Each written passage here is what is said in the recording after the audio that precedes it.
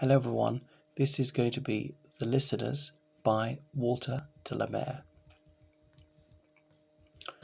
Is there anybody there? Said the traveller, knocking on the moonlit door, and his horse in the silence champed the grass of the forest's ferny floor, and a bird flew up out of the turret above the traveller's head, and he smote upon the door a second time.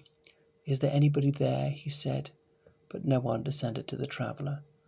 No one heard from the leaf-fringed sill, leaned over and looked into his grey eyes, where he stood perplexed and still, but only a host of phantom listeners that dwelt in the lone house then stood listening in the quiet of the moonlight to that voice from a world of men, stood thronging in the faint moonbeams on the dark that goes down to the empty hall, hearkening in an air stirred and shaken by the lonely traveller's call.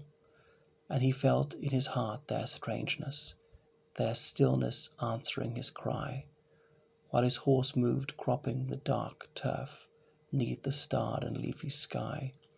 For he suddenly smote on the door even louder and lifted his head. Tell them I came, and no one answered, that I kept my word, he said. Never the least stir made the listeners, though every word he spake fell echoing through the shadowiness of the still house.